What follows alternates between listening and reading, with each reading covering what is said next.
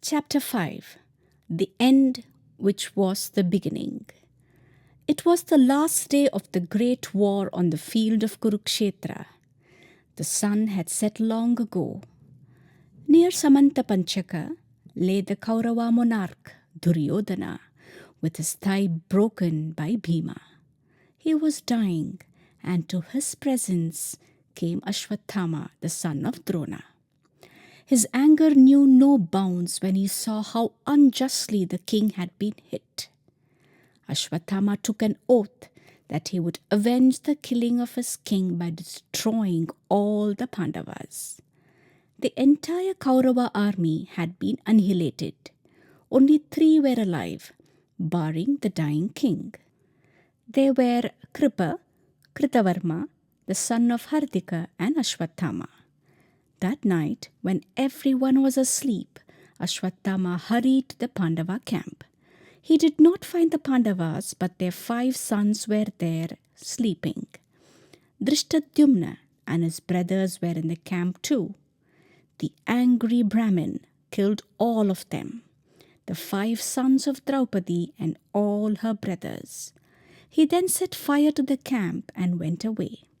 The king, when he was told about it, was not happy. The act of his friend was too terrible. Early in the morning, the news reached the Pandavas. Draupadi was horror-stricken. In one night, she had lost her sons and her brothers. She saw their dead forms, and her voice was harsh with pain as she lamented their death. Seeing her tear-stained face and anguished eyes, Arjuna tried to comfort her. He said, "My queen, you will not weep for long. I will avenge the death of the children. I will bring the head of that sinner and lay it at your feet. He will not be able to escape me and the arrows from my dread Gandiva. I will seek him out and kill him." Arjuna hurried to his chariot, and Krishna was once again his charioteer. They saw Ashwathama running fast to escape from Arjuna. Seeing the angry cloud on Arjuna's brow, the son of Drona tried to run as fast as he could. But Arjuna was like an avenging fury, and Ashwathama could do nothing. His horses were not fast enough to carry him away from the spot. In despair, he thought of saving his life by using the great astra, Brahmashirsha. He touched water, and after invoking the astra, he spoke the words, "Let the world be Pandava-less," and sent it towards Arjuna. The skies were filled with the glow and heat of the astra. A fear came over Arjuna, and he said, "Krishna, Krishna, what is happening? Why is my frame burning so? I feel that a dreadful fire is traveling towards me, and I do not know what it is, nor can I find a way of escaping its fury. Tell me what I should do." With a grim look, Krishna said, "Arjuna, the son of your guru has thought fit to hurl the great Brahmasirsha at you. Do not look horrified. I know that Drona has told you how terrible it is, and I dare say he has told the same to his son also. But Ashwathama evidently has no thought of the consequences of this dastardly action.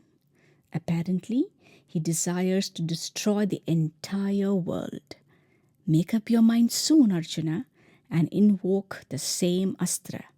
This is the only way you can quench the fury of this approaching fire."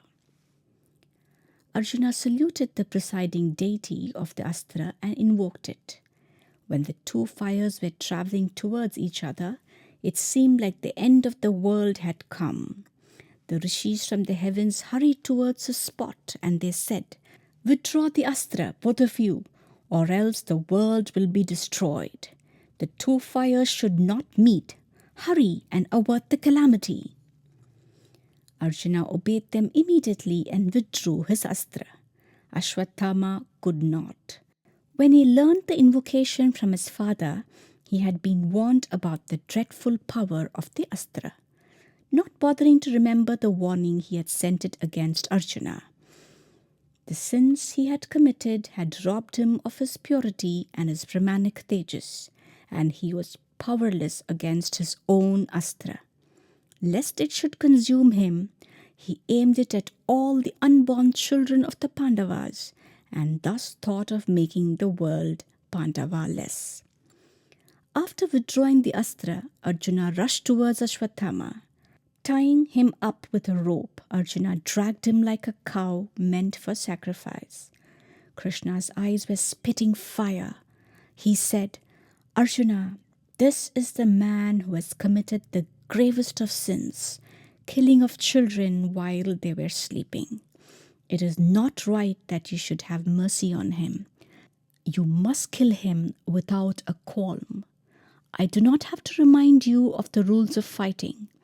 A man well versed in them will not kill an enemy who is drunk, who is careless about his safety, who has lost his wits, who is not trying to fight back, who is sleeping, who has fallen at your feet asking for mercy, who is defeated and who is frightened.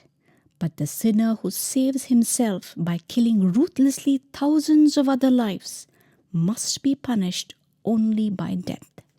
And again, Arjuna, "Have you forgotten your promise so soon? I was listening when you told Draupadi, 'I will lay at your feet the head of that man who killed your son.' You swore to do it. Why do you delay? Kill this man." Arjuna would not do so. In spite of the great provocation, he remembered that Ashwatthama was his playmate of old, that he was the son of his guru. Drona had loved Arjuna even more than he loved Ashwatthama. Arjuna was unwilling to kill the son of his guru, who was like a brother to him. He took him to the presence of Draupadi and other Pandavas. He said, "Look, my queen, look on this sinner who is standing before you. His eyes are bent on the ground since he dare not look you in the face. Tell me what I should do with him, and I will do it."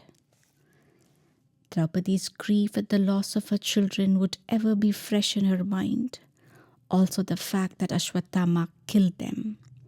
But her anger had abated.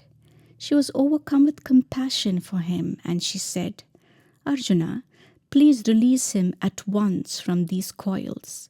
I cannot bear to see the son of your guru bound like this. Drona was the guru who taught you archery, and his son is a brother to you. That pious woman, Kripi, has not joined her lord on the funeral pyre because her son is alive. If you kill him now, she will suffer the pain of losing her only child. I do not want her to suffer like me. Let him go his way. Please release Ashwatthama." Yudhishthira, Arjuna, as well as the twins were pleased with the words of their queen.